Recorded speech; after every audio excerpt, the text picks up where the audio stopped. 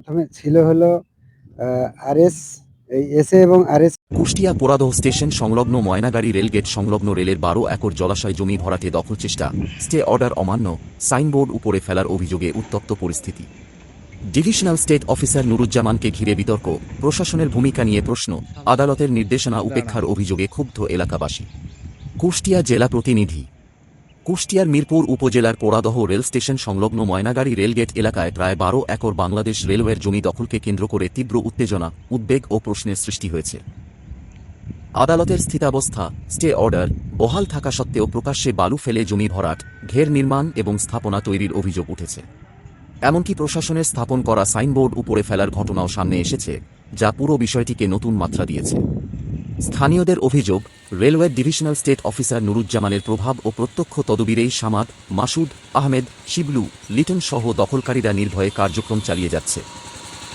দিনের পর দিন ট্রাক ভর্তি বালু ফেলে পুকুর ভরাট করা হলেও তা বন্ধে দৃশ্যমান কোনো কার্যকর উদ্যোগ নেয়নি সংশ্লিষ্ট প্রশাসন। বিগত ডিসি থাকা অবস্থায় কঠোর পদক্ষেপ নেওয়ায় দখল কার্যক্রম বন্ধ করে দেয়। পরবর্তী ডিসি বদলে সুযোগে রেলওয়ে জমি দখলের চেষ্টা করে। গত ২ এপ্রিল সকালে প্রশাসনের পক্ষ থেকে জমিতে নিষেধাজ্ঞা সংবলিত সাইনবোর্ড স্থাপন করা হলেও কিছুক্ষণের মধ্যেই তা উপরে ফেলার অভিযোগ ওঠে। স্থানীয়দের ভাষ্য অনুযায়ী, যাদের বিরুদ্ধে দখলের অভিযোগ রয়েছে তারাই এই কাজ করেছে।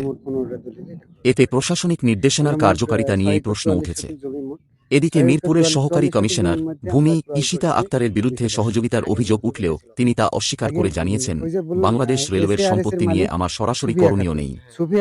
বিষয়টি আদালতে বিচারাধীন, আদালতই চূড়ান্ত সিদ্ধান্ত দেবে।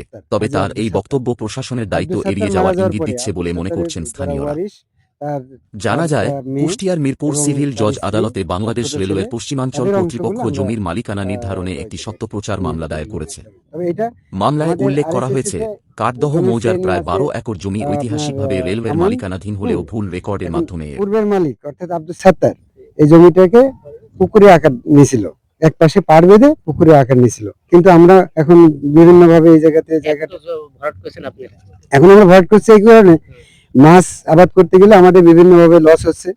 এই লসের ইয়েতে না যেয়ে আমরা এখন চিন্তা করছি যে এই জায়গাতে আমরা, যেহেতু ওই জায়গাতে আমন আছে পর্চাই, তো ওই জন্য আমরা ফিরে যাচ্ছি আবার আমনে।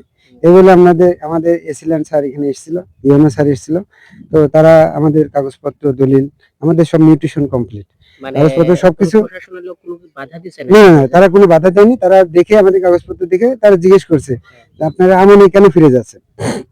আমরা বলছি স্যার এই জায়গাতে তো আসলে মাছ চাষ, যে পুকুর, এই যে অত্যাচার হয়, কেউ মেরে দেয়, দেখা যাচ্ছে মাছ একবার ভর্তি ছিল, কেউ একজন অজানা অন্য কেউ বিষ মেরে আমাদের মাছ মেরে দেয়।